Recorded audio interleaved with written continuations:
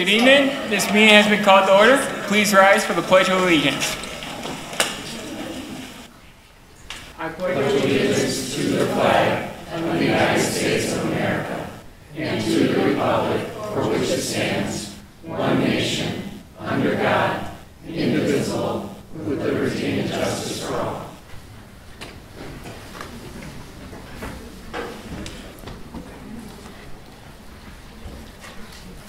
Roll call. President Fiani, here. Vice President Tremblay. Here. Treasurer Connor. Here. Secretary Minor. Here. Mr. View. Here. Mr. Anderson. Here. Mr. Kraus. Absent. Is there a motion to approve this evening's agenda as presented? So moved. Support. Moved by Mr. Tremblay, supported by Mr. Conway. Any discussion? All those in favor, please say aye. Aye. All those opposed? Motion is approved, 6-0. At this time, we have the school improvement presentations. Dr. Surik. Thank you. This evening, we're continuing our series of presenting our school improvement plans from all of our buildings here in the district. By law, schools have to submit a school improvement plan with goals and strategies that are data-based and best practice for the interventions. We have to submit that to the state every year on September 1st. Once again, this year, all of our buildings complied with that and came up with some pretty exciting plans, I think. And I also feel it's important that the board understands what's happening in our buildings. So I'd like to begin with Spencer Elementary. We're going to have them go first since they're queued up here.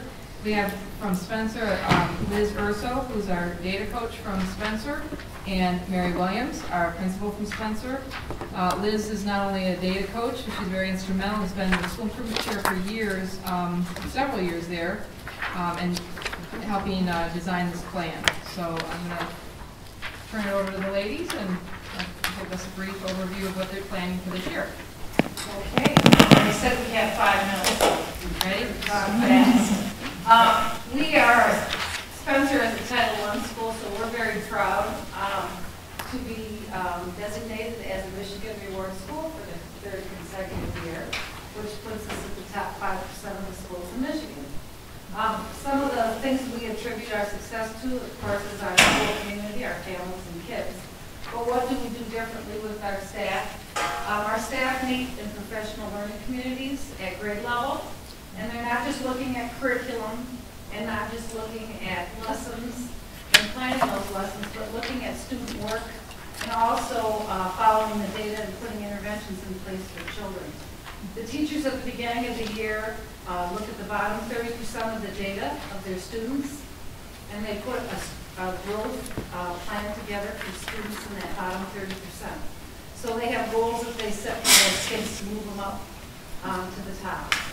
Another reason I think, and I think it is for our district across the board, is our RTI program, which is Response to Intervention, which Spencer started 7 years ago, but we've gone district-wide with it for 5 years. And what we do is we assess children 3 times a year. They're all tested, and we're looking for a certain benchmark at each grade level. And if the students don't hit the benchmark, if they're below it, we put an intervention in place. The interventions are tiered, and we progress monitor how they're doing. If they're not progressing up the trend line for success, then we change the duration of the intervention, or we may change the whole intervention. So kids don't get left behind or missed because they're all assessed 3 times a year. Our goals are the same as all the other buildings. We are a district accredited school district, so our goals are to improve in the area of reading, writing, math, and science. And science will be our big one, as we're hoping that we're going to move from a draft to the next generation standards in Michigan. But it's also in our cycle for our next curriculum for district-wide purchase and improvements. And Liz will go through the data for reading and math. I'm just going to put up some data. This is our 4th grade math week data. And you can see at the bottom, I put our target proficiency was 58.18%, and we were pretty close in our math. 2s and 3s, if you look at the bars, and this is over a 3-year period, are proficient. And our ultimate goal is to move our 4s to 3s, our 3s to 2s, and our 2s to 1s. And you can see our trend line has been pretty good of moving our 4s up out of that 4, and we continue to work on, and we attribute some of our low math data to before we started our new math program, our everyday math program, and had math coaches in place. And then this is our 3rd grade MEET data, which you can see, this is one of the reasons why we've improved so much. Our math MEET data for our 3rd grade over the time that we've had the everyday math program, our target was 58.18%, and our proficiency was 74%. And you can see pretty much we've moved a lot out of the 3s and 4s into the 1s and 2s, especially the 1s. We've moved up from 1% to 19%. And that was really a push for a while, is to move those 2s up to 1s. And then this is our 4th grade reading data. Our target proficiency was 86.63%, and we had 91% proficient. And again, the same thing. You can see our 1s are very low, and we're always trying to move. Our ultimate goal is to get those kids into 2s and then into 1s over time. And then lastly, this is our 3rd grade MEET data. Again, 86, and we're 96% proficient with 0% 2 years in a row that are in the 4. So again, our focus has been on moving those 2s up to 1s. Any questions? All right. Thank you. Okay, thank you. Thank you very much. And then the next group we have is from Corning Elementary. We have Maureen Strachan, data coach there, and Jack Yates, the principal of Corning. And they'll also be presenting plans as they're getting set up. We'd just like to comment on, hopefully you noticed that the Spencer data, that we would have some years 0% students in reading with at proficiency level of 4, which would be the lowest. And that's really attributed to the fact that they work for the whole district, but they work particularly very hard with the reading, early interventions for reading. Once you get them reading, they can learn everything else. So. All right, Mr. Yates, are you set? Good evening, everyone. Appreciate you being here tonight after talking from the board and our guests. We also are, it's a reward school, Horning is, and last year I talked to Greg, it was my first year on board, Horning, he goes, well, you're a reward, so you gotta keep that trend going. I think I said don't screw it up. Don't, yeah, that was the word you said. So I didn't, and we are again this year, and it's without, to give at least kudos to all of our teaching staff that push very hard. They use different strategies for our kids to continue on and educate them at the top level. And we also have response intervention programs that help all kids at all levels. And we take pride in that we look at every child and make sure that each one is getting a valued education in our school. Maureen has been the chair now for 3 years, and she has collected some data for us today, and that's what you're going to be looking at. But again, you're going to see some good trends up here from Corning Elementary. And with that, Maureen. Our data, I only did one slide of data only because I wanted to show you the trajectory that we've accomplished in the last 3 years. I took over as data coach, and one of the things that we noticed was we were one of the lower performing elementary schools in the district, and we didn't like that. So we had to make some changes. We did a lot of PLCs. We did some, we looked at what we were doing really well. What were we doing really well, and what did we need to do, and how did we, what was our vision to get there? So our numbers have jumped in the last 3 years from 88% to 98%. So in the last 3 years, we have jumped to a reward school, and we're very proud of that fact. And we've really come together as a staff. How have we done that? We set our goals at all students will become proficient in math, all students will be improve reading comprehension. In the area of science, we added this year, and then proficient writers. We wanted to improve the resources and support systems for our struggling learners. So our RTI has been instrumental in working with us.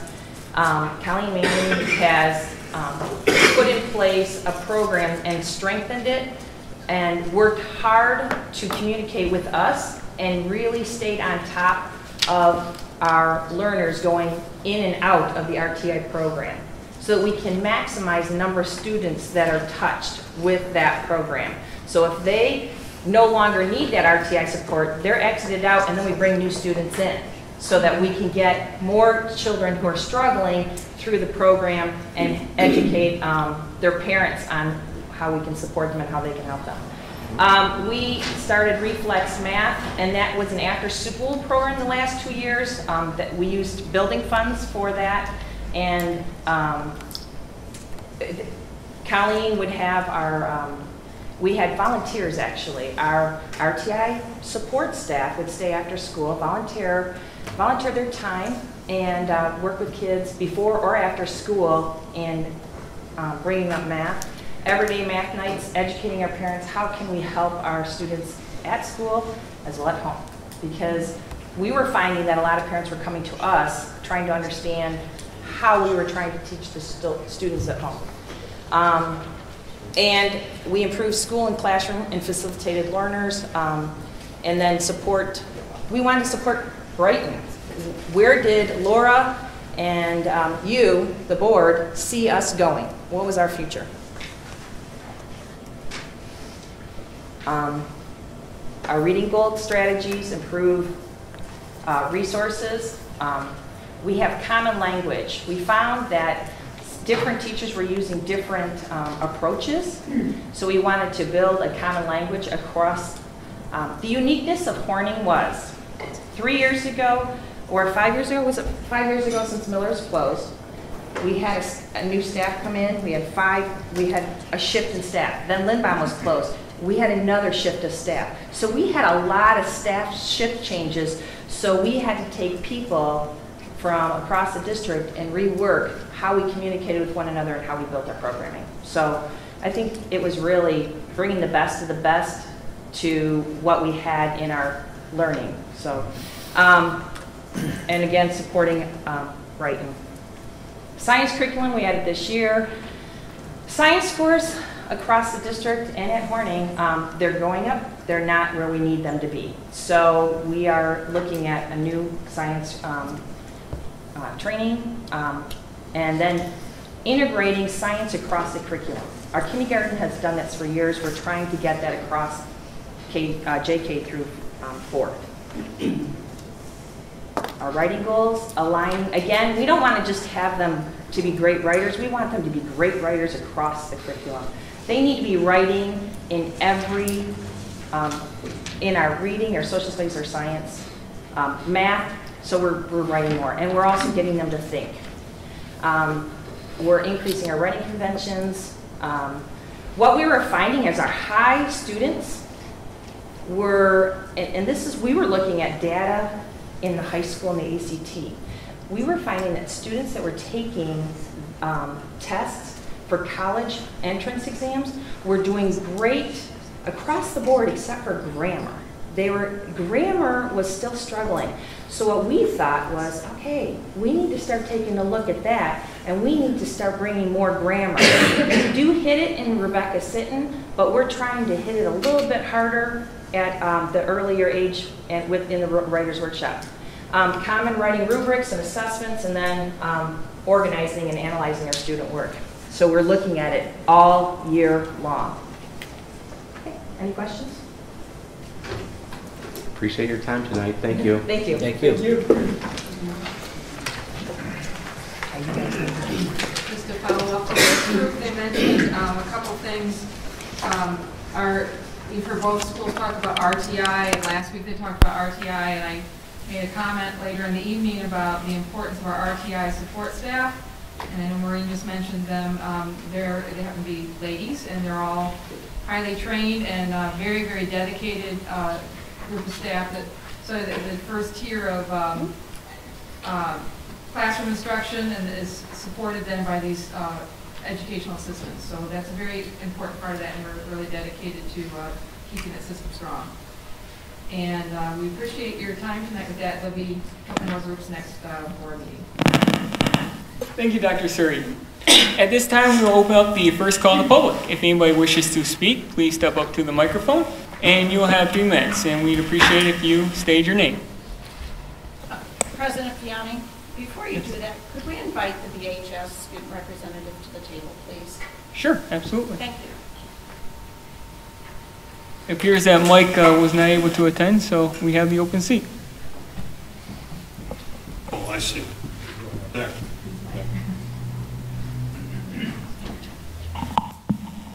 Hello, I am Glenn Eikens. I live at 125 North 4th Street. I have 2 children who graduated from Brighton High School and 2 more who are destined to do so as well, a 9-year-old and a 3-year-old. I am a 1979 graduate of Brighton High School, and I have been a teacher for 25 plus years in the Dearborn schools.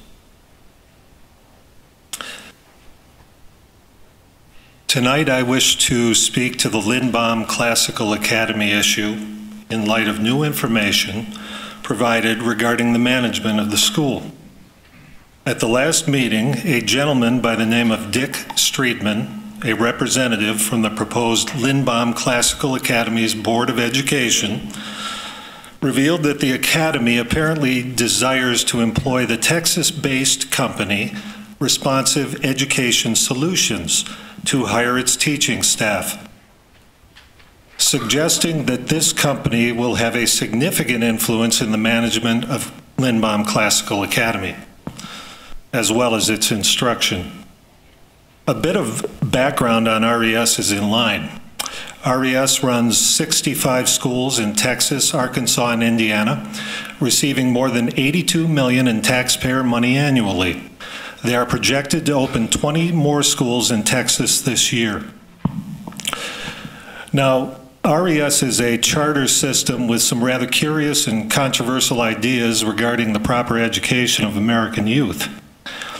An article by Zach Coplin from Slate magazine, dated January 16, 2014, reveals some distressing facts about RES. Coplin reports, and I quote, "Responsive Ed has a secular veneer and is funded by public money, but it has been connected from its inception to the creationist movement and to far-right fundamentalists who seek to undermine the separation of church and state. At the very least, this such controversial aims should certainly preclude our districts becoming a charter authorizer for this academy.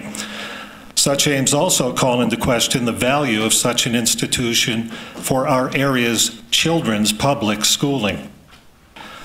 We could dismiss this assessment, perhaps as the opinion of a possibly biased journalist, but the public record shows that Mr. Battaglia, whose exact relation with the American Classical Academy remains a mystery to the greater public, reiterates and corroborates this philosophy with his comments from his open letter to the Brighton Tea Party, in which he states that the Classical Academy seeks to, quote, establish such modes of education as tend to inculcate in the minds of youth the feelings of piety, religion, and morality. A further blurring of the offices of religion and public education is to be found in the far from mainstream fringe viewpoints that seem to have a central place in the RES curriculum. Coplin, who obtained records through Freedom of Information Action, reports that the Responsive Ed's biology knowledge units, which are required for students to pass biology, both overtly and underhandedly discredit evidence-based science and allow creationism into public school classrooms. Mr. Eikens, you've exceeded your 3 minutes. Does anybody else wish to speak?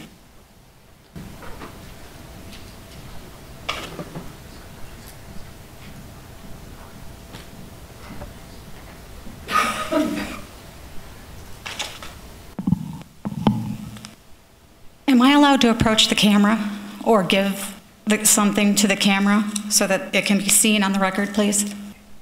Afterwards, that's fine. No, may I do it now? It's your 3 minutes.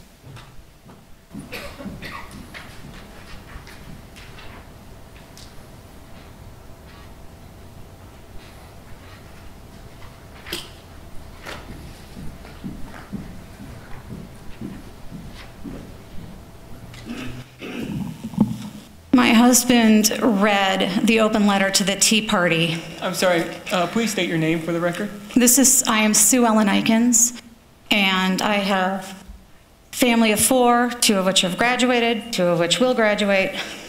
That's my husband. So Mr. Eikens read the open letter to the Tea Party, or a couple meetings back. This may sound a bit familiar. The God and Country Education Project, posted by Pasquale Battaglia on October 21st, 2011. My board and I, the rest of this paragraph is word for word, same thing as Glenn read, except for my partners and I. Okay, so my board and I have been involved in the charter school movement pretty much since its inception. We had debriefing following a new school project and a typical fight against the status quo. It goes on. Please allow me to introduce you to the American Christian Academies, the ACA.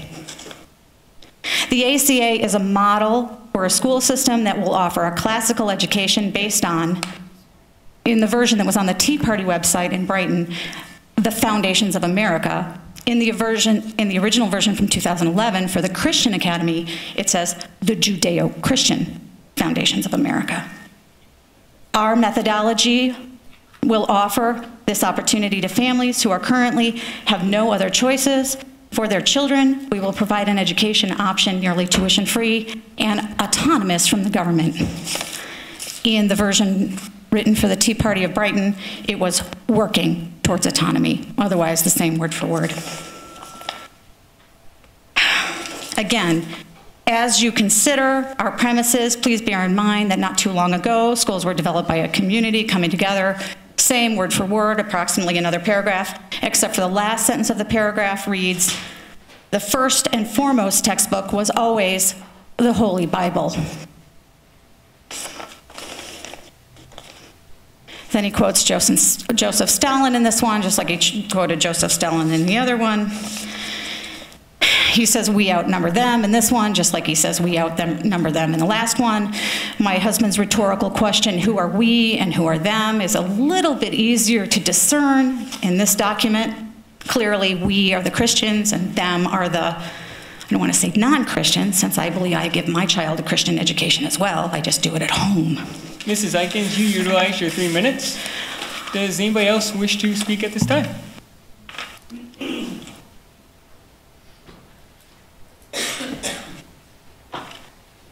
Hi, Dick Streetman, prospective board of Lindbaum Classical Academy. Just a couple of quick comments. Responsive Education Solution is a management company, but will have a very minor role in the management of our school. We will be bound by 2 organizations, the state of Michigan, number 1, which we will have to respect what the state requires regarding the religion in school, which there won't be any.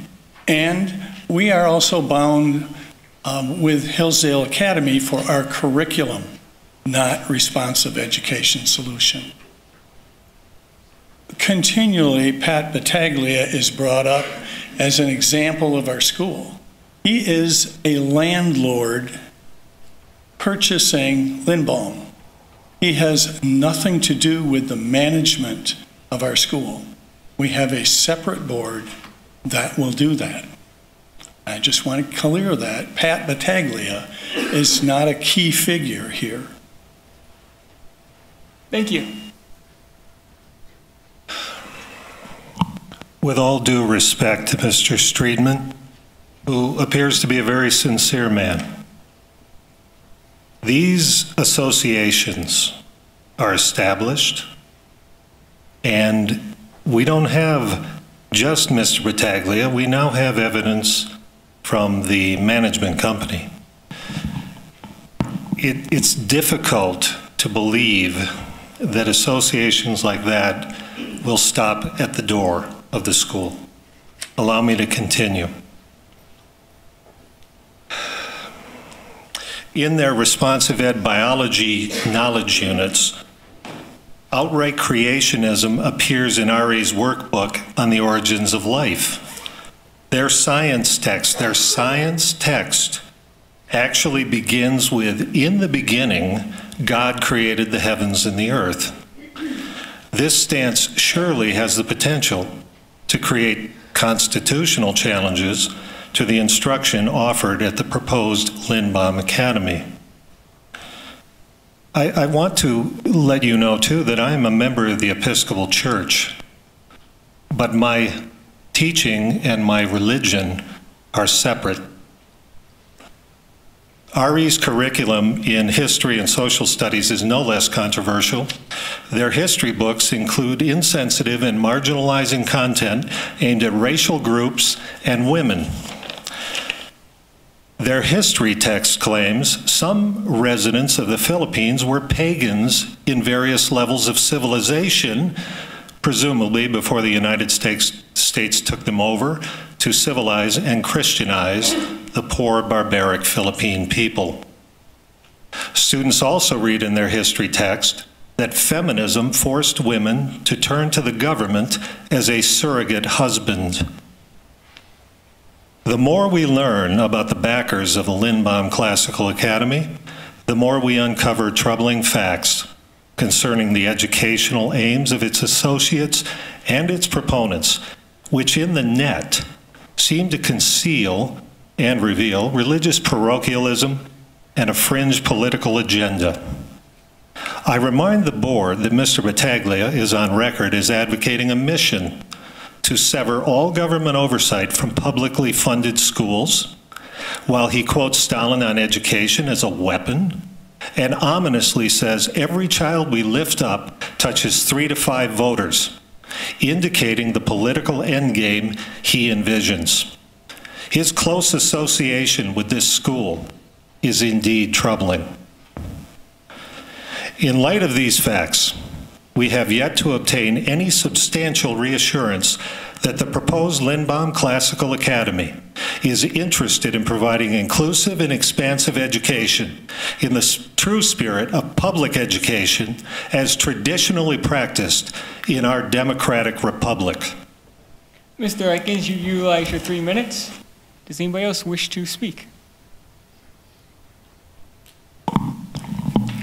I would really like to, I'd like to assume that chartering the Classical Academy is off the table. The evidence is overwhelming that it puts us in, it jeopardizes our brand. Even if this academy opens without our chartering, it may jeopardize our brand because we let this happen. And regardless, I would like you to consider rescinding our sales agreement. I would like to formally request that we have our attorney look into any means we can use to get out of the contract with this group of people who are clearly anti-public education, anti-separation of church and state, and disingenuous. I don't know Pat Battaglia's relationship with this school, but I do have reams of paper at home showing that he's been shilling for this school for 3 years, and that prior to that, he was shilling for the exact same school, except for it was overtly Christian and called the American Christian Academy. I know I only have 3 minutes at each meeting, so I just keep coming with a little bit at a time. But believe me, there is more. Please find a way for the attorney to look into a way for us to get out of this contract. We do not want to be associated with this organization. We do not want to be responsible for turning our brand into something that is controversial, possibly illegal. We don't want to have to deal with the potential legal costs of getting involved in litigation regarding discrimination, separation of church and state, 14th Amendment issues, etc. Thank you.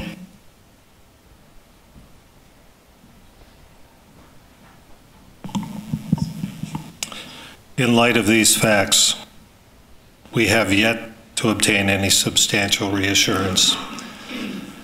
Mr. Streetman's testimony notwithstanding, he impresses me as a fine gentleman who only desires the best for kids, but I fear that he's being duped. I think that this community has been duped. I think this school board has been duped or did not practice due diligence in discerning the type of organization that was making an offer. I once again urge this elected body to resist chartering the Lindbaum Classical Academy. I don't think we should risk compromising our reputation and our standing by entangling ourselves with an institution antithetical to our public purposes and accountability. I further urge the board to respond to this evidence regarding the Academy's true aims by doing everything in its power to rescind the acceptance of the ACA's bid to buy the Lindbaum building. I call upon the board to direct the district's legal counsel to investigate with all due diligence and haste the option of terminating the purchase agreement reached with Mr. Battaglia. In the interest of avoiding controversial entanglements that are likely to reflect negatively on our district and our community, this is the only reasonable course of action. Thank you. Thank you. Does anybody else wish to speak? Hello, my name is Jennifer Bond, and I live at 7396 Cowell Road in Brighton, and I'm the proud parents of a 2nd and 4th grader at Horning Elementary. And just out of randomness, I really was coming to spread some positive energy, because the handful of meetings I've attended are too negative for me, and that's probably why they've remained a handful of meetings. But I'm going to do my best to sprinkle a little positive energy each time I come, and today my positive was, a couple of weeks ago I was looking at the top to bottom rankings because I am a 3rd grade teacher in Walled Lake, invested in those numbers, and looking out, I really did scan throughout the whole state to see other districts that also had those numbers in other schools. And I was very proud to see that Spencer and Horning were amongst the 98% in the reward schools, and I was so proud of that because just a few years ago there were times where I remember seeing Mrs. Johnson and Coles and going, ooh, those math scores, that's a concern. And it's really nice to see the board, despite all of the deficits, still investing in the human capital. And I really look at those RTI, those sponsors that come in and help out the kids. And if you're within the schools, you see multiple adults in the same space. I don't have that luxury. I lost that luxury many budgets ago, and it's really nice that you could have easily cut that out of the budget. That would have been an easy fix, and you didn't. And I think it shows when you see those percentages in leading the state, as well as your emphasis in junior kindergarten. So thank you for making sure that the students stay the #1 focus in Brighton, and keeping the students the #1 focus as well. Thank you. Thank you.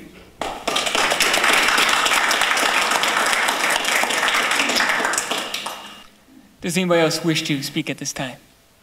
The first call of the public is closed. Board reports. Are there any board reports this evening? No board reports. 4 action items. Yeah. Ms. Minor. I just wanted to remind everybody that the Livingston County School Board Legislative Breakfast is coming up. It's Monday the 29th at LESA at 7 a.m. Thank you. I had a question. Mr. View. Yeah, I received an email from Chris Turner, actually 3 or 4 through the last few months, with the server problem from Wayne County. Years back, when we were preparing to do the bond for technology, I brought up the fact about having our own servers, keeping it within, because of a lot of problems that are That's what I was referring to. We do have our own servers, and they work in conjunction with the Wayne Reese servers. We can't go completely on our own because we are in a consortium with Wayne Reese for a whole bunch of different stuff, from MyStar, which is our attendance programs, and the list goes on and on. Today we met on a phone calling system that runs through Wayne Reese. I don't think we have a tradition of being down. I would say in a month we might be down once or twice, and typically it's corrected pretty quickly. Yes. So I haven't been dissatisfied with the service so far. And I think since we have our new stuff in, we've seen even better service lately. But it always goes down at the most inopportune time. So it is what it is, but we don't have a whole lot of options yet. Okay, well, I was curious about it because that was a concern I always had. We do have our own servers. It's right across the hall from my office. Okay. Thank you. Mr. Anderson. I'd just like to ask the superintendent, we had a request for an attorney opinion, and I guess to me, the question is, can we turn down a sale based upon a concern over a person's religious beliefs? We didn't ask that question. We did have an attorney's opinion on this sale. So back when we originally accepted it as the B offer, which we're mandated to do under state of Michigan law if you have a vacant building, which we do. Ours was heightened due to the fact that we were a deficit district as well, and we had our orders from the state when we went to our deficit elimination plan meeting roughly a year ago, I would say now. We actually had our attorney at the table during this transaction, even after we had received the additional offer from the Senior Assisted Housing Center. We were debating between the two, primarily because the Senior Assisted Living Center offer was $10,000 more and had what we felt was less contingencies in terms of the offer, but our attorney found no option for us to break that particular contract. We had to give them the 150 days, and we sought not only that attorney's opinion, but we sought an additional attorney, a real estate attorney's opinion as well. So presently, I don't know of any. I'm at a conference with some attorneys later this week. I'll ask them again because that'll be off the clock and I don't have to pay for it. So that's good. Look, I mean, everything is being argued based upon beliefs, and I believe that is strictly illegal unto itself. I don't know. What we looked at was the deal. And we looked at the paperwork. That was my job, was to make sure that we were doing everything in accordance with law in terms of the offers that we received. But I could ask them. Thank you. Mr. Conley? And Mr. Anderson, I was in the meeting with the president of Truman Law Firm and our superintendent and some others. And the facts are clear. This board awarded a backup offer. I believe it was a 5-1 vote. Is that correct? 5-1 to do it. This district was in deficit. I also attended that meeting in the state of Michigan. And in the state of Michigan, there was no option for Brighton but to come out of deficit. And, you know, hindsight and everything, you can say, well, geez, I wish I hadn't voted for that, but you voted for it. And I think it should be clear. And I believe it was a roll call vote, and we know who all voted for it. Nick didn't vote for it at the time. And he had his reasons at the time why not to vote for it, which I support that as well. So at this time, though, and the president of Truman Law Firm made it perfectly clear who owns that school. If they don't pay for it within the contract terms, then they don't own that school. And there was no ifs about it. That's how it is. Thank you, Mr. Conley. Any additional board reports? For action items, is there a motion to approve the minutes of September 8th, 2014 as presented? Moved by Mr. Trombley. Support. Supported by Ms. Minor. Any discussion? All those in favor, please say aye. Aye. All those opposed? Motion carries 6-0. For future action, custodial supplies, Dr. Gray. Yeah, before you, some information in relation to custodial supplies. We have last year's budget as well as this year's budget.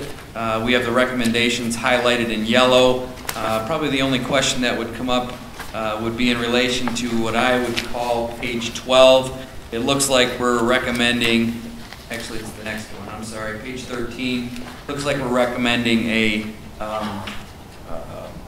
group that has a $30,000 higher bid. The reason this is because the bid we have in front of you is concentrate. Concentrate, we have less numbers that we purchase because we mix it ourselves at a certain ratio. What you see at the top is $26,380.50 is non-concentrate, so you'd have to multiply that number by 2 or 3 times to actually meet the same amount that we get from concentrate. So it's not really apples to apples, but this is how we have to put it, that's the explanation in relation to it. So we'll be making that recommendation, and we've spent a great deal of time on this particular one. The company is a local company, and they have the best product solutions for our cleanliness and building. Thank you, Dr. Gray. And acceptance of donation, Horning Elementary. I'd like to introduce Mr. Jack Yates tonight, principal of Horning Elementary, and he has some great news from a very charitable person. Yeah, I'd like to introduce Jason Forcier. He is a parent at Horning Elementary, and I knew Jason a little bit just getting to know him at the beginning of the year last year, but he sent me a very nice email probably in April, and he wanted to do something for our school and for our students, and he wanted to donate $5,000 towards Horning Elementary. And with that, I gave him a quick phone call and said, we would love to have you involved with our school, and what are some of the things that you're thinking about that you could help us out? And I had a couple of things I was thinking. We agreed that we wanted to make an outdoor education area at Horning. And we have a spot that we're going to put a shallow pond with a waterfall that will have wildlife in that and make it an area there with plant life that the students can look at and observe all year long. So Jason agreed that would be a great thing to do. So today we have $5,000 check. Jason? Thank you.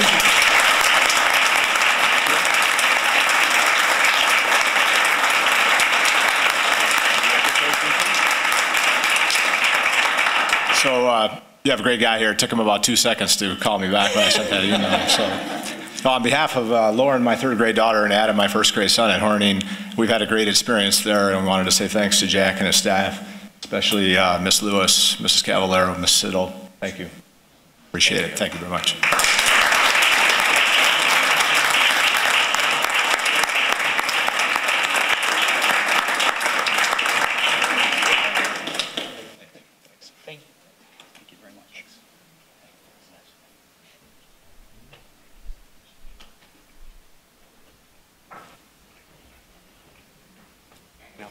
Jack, we can't actually accept that for 2 more weeks. Just can't It's not made out to him, so don't worry. In my pocket, is that good? Don't give it back to him. We'll actually give it to me. I'll give it to Maria. Feel like I'm at home. For information, curriculum and instruction, Dr. Suri. Yes, the only thing I'd like to share tonight is a thank you to Mrs. Jennifer Bond for her comment at Call to the Public. I appreciate everything that you said. It was all very true. And I just want to kind of lift in front of the board tonight that, you know, when we bring these schools in front of you, it's no small thing that they're in we've had 3 schools now present that are in the 94th and upper of that percentile of the state of Michigan, 2 elementaries in the 98th percentile. I think we still have 1 more coming into 98th percentile in a couple of weeks. And that doesn't happen by accident. It's a really special thing. People are dedicating their whole life to giving these kids the best education they can. And, you know, they find that if you're intentional about what you do and you use best practice and you respect the parents, teachers, and students who are, you know, engaged in that learning community, great things can happen, and we're seeing that. And we're also seeing that when we notice a dip in our scores or a program starts to lag for whatever reason, it's kind of an all-hands-on-deck thing, and we're responsive to it. And I actually would just ask the board for more opportunities to bring, I mean, there's a lot of important things going on in the district, of course, the business side of it, but I've really enjoyed these presentations. Principals are still here, and I thank you for coming in, and please share that with your data coaches. I know I had to slip out, but that's all I had. Dr. Suri. Finance, Dr. Gistinger. Yes, good evening, Board of Education. Besides having the bills of September 4th through the 11th in your board packet, I have also placed at your spot the final financial statements for the fiscal year end June 30th of 2014. If you look at the second page, page number 2, you will see that we have essentially cut our deficit in half during the 13-14 school year. We are running very, very close to our final amended budget if you compare that to our actual expenditures and revenue. We are at 99.61% accuracy in our budgeting for actual to budget. And we're looking at 14-15, and as you know, our shared service program has grown over last year, and we definitely will look forward to presenting our amended budget to the board where we will be out of a deficit during the 14-15 school year. Thank you, Dr. Gistinger.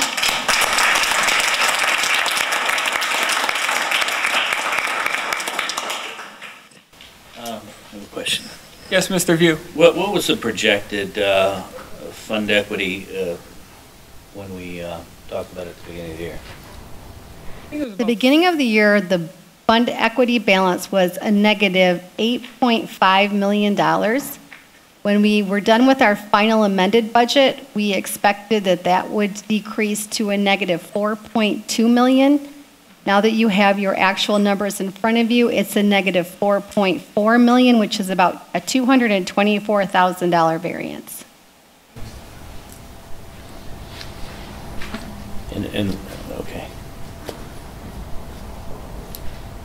Superintendent's report, Dr. Gray. Yeah, it's my pleasure tonight. I have 3 guys here that I know very well. They've been through the leadership class. 2 of them graduated last year, 1 a year before. We have Matt Pierce, Mick Breggy, and Connor Holmes.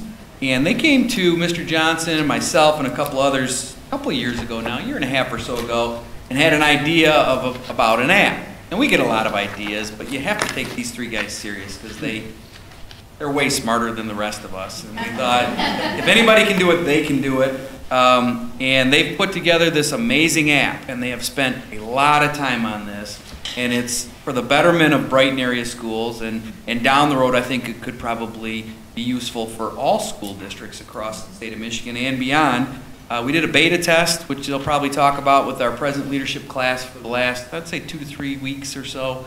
And the results have come out great. And they're actually in the App Store now, which I don't know what that means. I guess it's cool.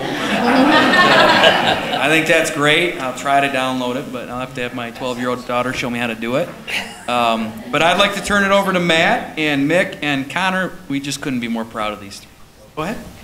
All right, so hello, we are Deviceful, and we are a technology startup developing creative software for education. That has been our goal. Well, when Matt and I originally started the company about a year and a half ago, and we've really refined it since then. The last 3 months, we have been putting together a product, which we will show you tonight. But today we're going to be talking about something called Blocks, and it is a mobile application, as we said. So first off, we're going to talk a little bit about us for a second. All 3 of us have leadership experience. My name is Mick Breggy, and I'm studying interaction design at Lawrence Tech in Southfield. Hi, I'm Connor Holt. I'm studying chemical engineering at the University of Michigan. I'm Matt Pierce, and I'm studying biomedical engineering at the University of Michigan. In high school, each one of us has 2 or more years of experience in class council. Like I mentioned, leadership. We've been very, very involved in the school, and I think that's kind of where we had the origins to kind of develop this project. It really did start in leadership one day. I think it was on Pink Week or Homecoming, and we were organizing multiple events, and there were a lot of things going on. And we thought that there has to be a way that we can organize all this so we can keep track of everything. So eventually it kind of boiled down to we need an easy way to access information for students. And we have, students use Twitter, they use the VHS web pages, the Brighton area school web pages, sports web pages, and also their email. But we had a problem, and we identified this problem as there's really no easy way for students to access important information quickly. And so what was our solution to this problem? Well, we thought, being students, we knew the easiest way to communicate with students is through technology. Since a lot of students nowadays have smartphones, we thought, why not take Twitter and Facebook and all these other social media sites and all the information out there and put it into a single application that students can use and view all the information basically take the entire high school experience and everything going on and give it to them on one screen so they can really keep up to date with everything. So here's a quick look at the app running a simulator for iPhone 6, which is already compatible with blocks. It's a little bit grainy right now for the projection, but as it scrolls down, there's a news feed, sports, with grades in here. Let's go a little bit more in depth into some of those features. So what exactly does it do? There are school news updates, sports scores. There's access to a grade portal. There's newspaper posts with high-definition images. There's school organization and club subscriptions. So if I was still in leadership, I can subscribe to the leadership group and get all the leadership updates like we previously talked about. There's emergency and push notifications in case something's going on at the high school and everyone needs to know really quickly. And then finally, there's staff directory, there's a staff directory maps, and phone numbers. And maps is an interesting feature too, because if you're someone who doesn't go to Brighton High School, or if someone's from Hartford or Howell, and they need to navigate over to Brighton, they can download the Blocks app and log in, and then they can get directions straight to Brighton High School through their phone, straight to the app. All right. So who's it built for? Right, so obviously it was built for students, right? We were students who wanted to build it for students. It was also built for teachers, for administrators, parents.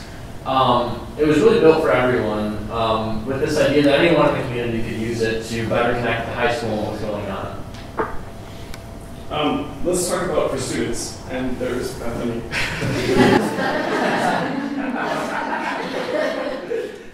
For students, specifically, like I mentioned earlier, we have a plethora of features that students would really like to use in the classroom. And actually, we had run a beta test with the current leadership students to see how they would react to using an application like this. And we had some really great positive feedback on our first initial application that we had. So I think we had about 35 people running at the same time, around 28 leadership kids, all using the Blocks application. We had very few problems, and after we did the beta, we've expanded upon it, we came up with new ideas, and it's constantly being updated. But the point of this is that students were actually using the app, they're communicating to it really positively, and there was some really great feedback from this. So we also built it for teachers. I know you guys are probably wondering, how are some of the teachers who don't know Facebook, know Twitter, how are they going to update it? Well, we've made it very simple. We've streamlined everything. The slide says it's easier than, or it's as easy as Facebook to use. I think it's easier than Facebook to use. What you do, you log in, you navigate to the page you want to post to. If you want to post to sports, you click on sports. If you want to post to news, you click on news. And then you select a group to post to. So if you're a teacher and you want to post to your honors English class, you select honors English. And then you type in the information about your post, like there's homework due Tuesday or whatever, and then you click save, and that information is sent directly to the student's phone. And also, Ms. Day has been our current Blocks liaison, I guess you can call it for now. So she's been updating the application with fresh posts from whatever's going on at the school. But once we do roll out the app, anyone can do it, like Connor mentioned. All right, so this is, finally we want to talk about how Blocks was built for the community. Because really, when we talked about this earlier, Blocks was built for students, it was built for teachers. We really believe it was built for everyone. There are multiple purposes that Blocks can be used for. And Matt, do you want to elaborate more on this? Yeah, so any parents in the room probably know that getting information from high schoolers isn't always the easiest thing in the world.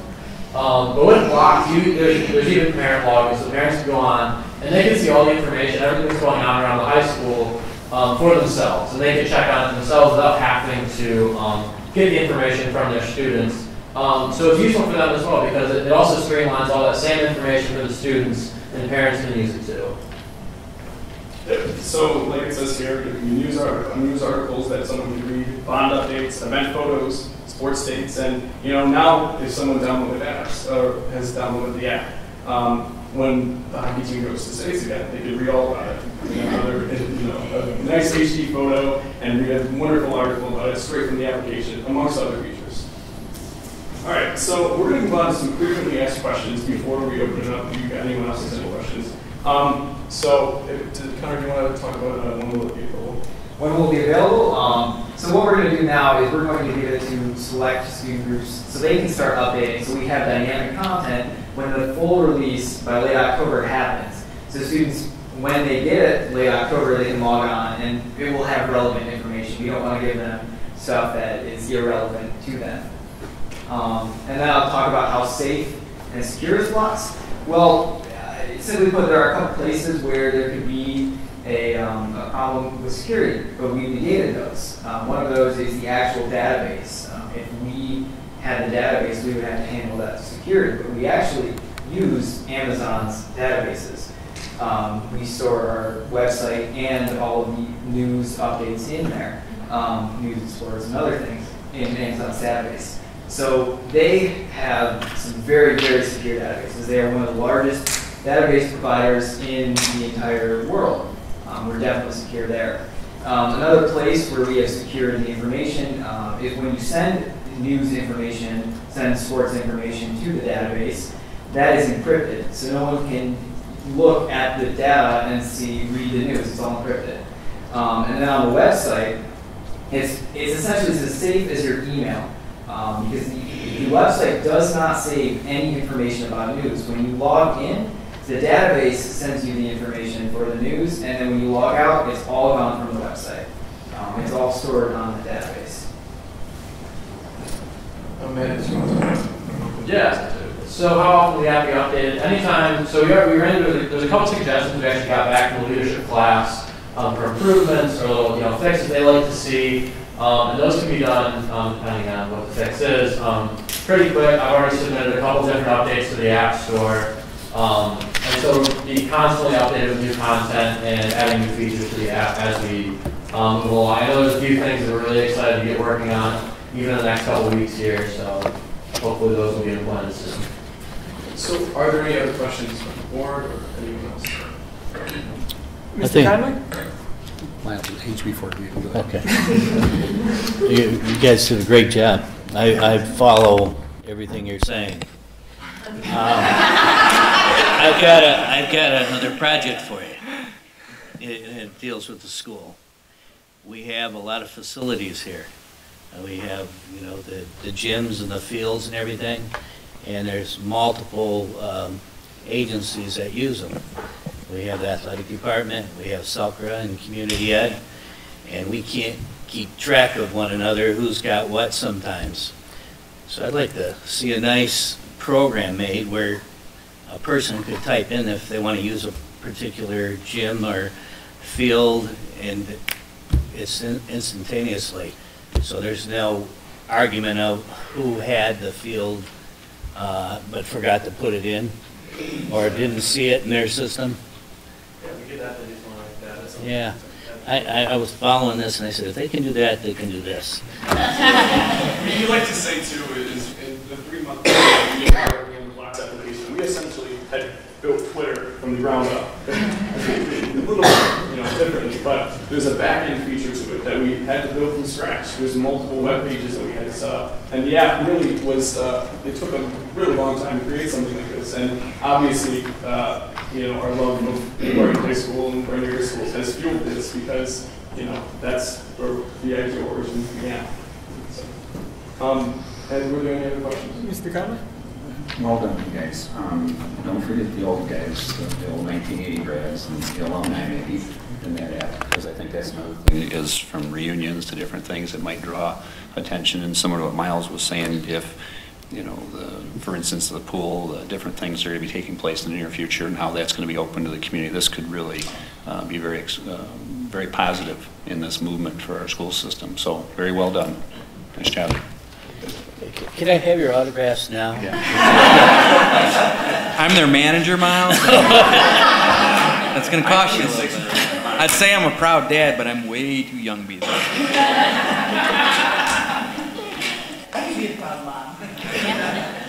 Thank you, gentlemen, for your time and for your presentation. We certainly wish you the best of luck.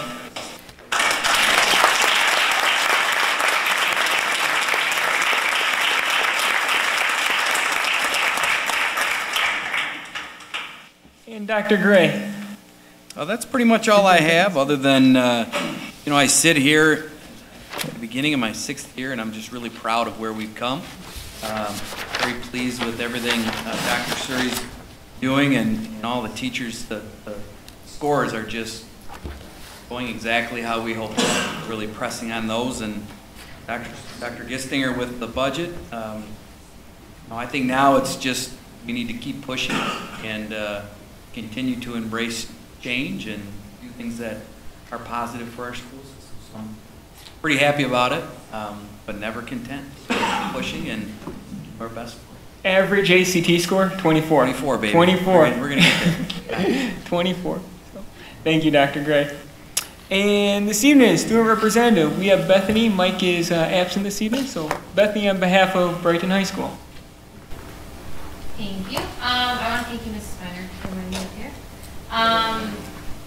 I didn't introduce myself well enough, I guess, last week. I got a little scolding. So, again, I'm Bethany Warren, student at Brighton High School. I'm president of senior class. I was on BCOM board last year. I'm heavily involved in the Brighton High School musicals and the Brighton choirs. And I'm the second year student in leadership this year. Starting off, homecoming is October 3rd, as I mentioned last meeting, and the dance is on October 4th. The parade starts at 6, and as previous years, you guys are invited to ride in the parade. If you are planning on being there, in the back row is our president of the exec board and vice president, and you guys can RSVP to them, Ryan and Savannah. Beth, can I jump in? Yeah. We need convertibles downtown. We need convertibles. Many as we can get. Yes, so if you'd like to ride, we need convertibles, but just make sure you RSVP. The high school's club fair is on the 25th this year, and as many of you guys know, that is a club set up for there's a booth for every club in the high school so that new students and freshmen can get involved quickly and easily. The fall play was announced the past 2 weeks, and this year's play is Alice in Wonderland, so that'll be fun. The homecoming theme this year is Light Up the World, and the homecoming assembly starts around 1:20 on the 3rd, on that Friday, so I encourage everybody to stop by. It's super fun. You get to see like the whole community of Brighton come together parents come, teachers get excited. It's a great time.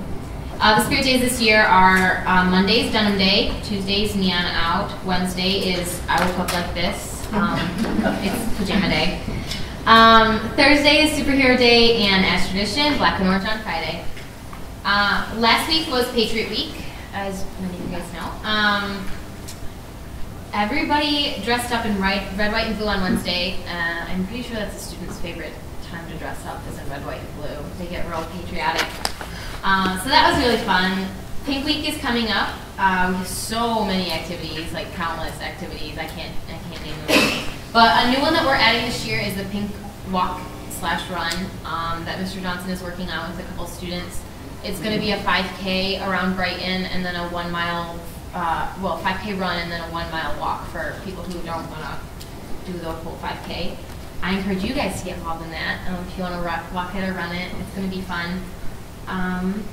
And due to Pink Week and the Powder Puff game on the 13th, I will not be here at the next meeting. So I mean, if you can talk to Mike, you might want to step in on that day. Thank you. And speaking of football, this Friday is a home football game, so I encourage everyone to come to that. They're always fun. And that's all I have. Thank you, Bethany. At this time, we have the second call of the public. If anybody wishes to speak, please step up to the microphone, and you'll have 3 minutes. Do I have to say my name and address again? No? Okay. I just have to say, earlier talking about the Brighton brand, and I had the opportunity to be on one of the interview committees with Mick, and I have to tell you, looking at the Brighton Art Show and meeting the kids that are, one of the things that I found in Brighton schools is that there's a high emphasis on the fine arts, and in that support as well, that the fine arts are highly correlated with the leadership too. And obviously you have, kept that going too with your involvement in choir. So I think the blend of having the Brighton brand is that community spirit, the fine arts, and obviously people that are gonna be highly successful, thinking out of the box. That's our brand. And as far as classical, I think it's fine. Somebody probably wants to learn that way. I don't know if we necessarily have to worry about taking away from the Brighton district, because obviously thinking out of the box and keeping the fine arts and the community spirit at our most pivotal focus is what I look at as when I are on the streets of Brighton during the homecoming game. If you're on the streets of, the Brighton homecoming week, that's the only place you want to be. You want to be part of Brighton schools, and anybody that's not, they're going to be suffering. So I think you're fine, and keep up the good work. Thank you. Does anybody else wish to speak? The second call of the public is closed, and the meeting is adjourned.